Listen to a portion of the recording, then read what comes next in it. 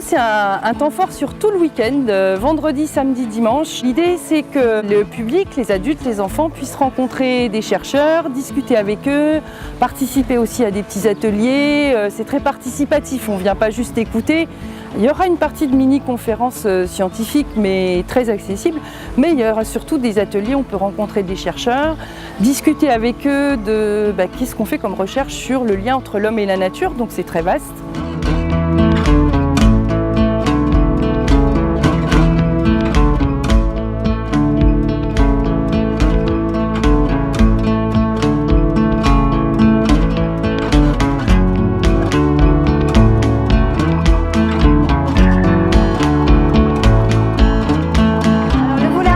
Dans le cadre de Vivo Entrée en Nature, c'est d'inviter des artistes, plasticiens, chorégraphes, musiciens et imaginer en fait des ponts, des passerelles avec la recherche scientifique. Donc vraiment le côté art-science qu'on essaye d'immiscer comme ça dans le parc de l'Arquebuse, dans le cadre de Vivo. Donc moi mon matériau de prédilection c'est le papier, qui a une certaine analogie avec la vie en fait. La manifestation s'appelle Vivo, ça tombe bien, c'est à la fois un matériau solide parce qu'on peut l'utiliser en volume, le former en volume, et en même temps il est fragile, il se déchire facilement. Sa fragilité elle peut être compensée par la superposition, par le nombre. Une installation aussi éphémère qu'on a au-dessus avec des branches peintes à l'ocre de Bourgogne, puisque on ignore, mais c'est un travail assez remarquable qui a été fait par le CAUE, la Commission d'aménagement et d'urbanisme, il y a quelques années, pour réhabiliter les peintures à l'ocre de Bourgogne. Et puis Feuille à Feuille, un atelier que j'anime depuis ce matin avec les enfants.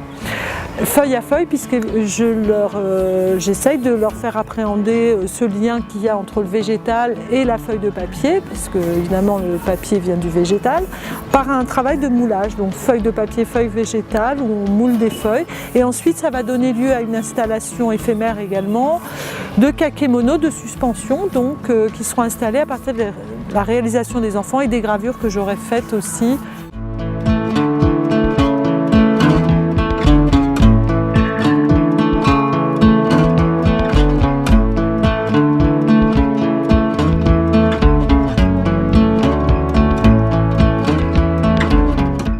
Donc moi je travaille avec et sur le vivant et du coup je présente ici deux pièces. Donc Microfauna que voici, qui est une structure de 4 mètres de haut en acier et qui déverse une matière végétale qui s'appelle du candy, qu'on utilise en fait pour nourrir les abeilles pendant l'hivernage.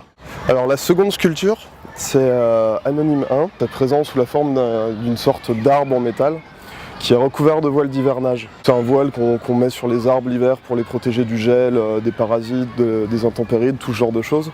C'était un peu l'idée de cacher pour mieux révéler. C'est une façon pour moi de questionner la relation entre l'artificiel et le naturel dans le milieu urbain.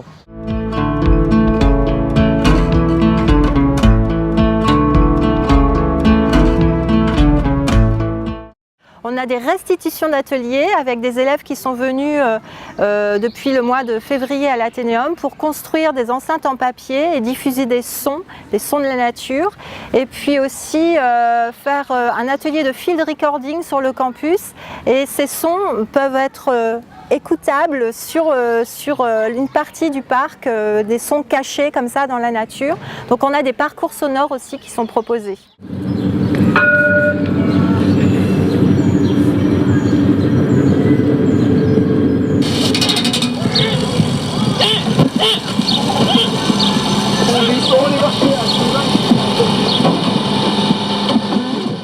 Et puis on a aussi des lycéens qui vont participer à une émission en direct qui s'appelle Un avis sur la question, qui ont rencontré en amont une chercheuse, une ethnologue sur la question des rapports homme-nature et qui reviennent au jardin maintenant participer à cette émission avec Radio Dijon Campus.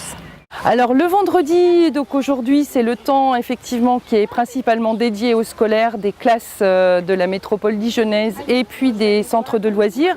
Donc ils viennent rencontrer des chercheurs, participer à des ateliers, mais ils viennent aussi montrer ce qu'ils ont fait. Ils ont préparé des ateliers avec des jeunes scientifiques, soit des chercheurs ou des étudiants ingénieurs. Ils ont travaillé avec eux et là ils viennent nous montrer montrer à leurs camarades, à leurs parents et aussi à tout le public du Jardin des Sciences ce qu'ils ont fait. Et puis samedi, ce sera la journée musique. Il y aura un concert de l'orchestre Dijon-Bourgogne à 18h au parc de l'Arquebuse. Dimanche, ce sera toute la journée de 10h à 18-19h. Il y aura toujours des rencontres possibles avec les chercheurs dans le cadre de l'expérimentarium, dans le cadre d'ateliers, dans le cadre de visites aussi sur les plantes médicinales. Et puis au niveau artistique, ce sera vraiment la journée danse puisque le public peut participer à des ateliers dansés le dimanche matin. Vous pouvez venir même si vous n'avez jamais dansé.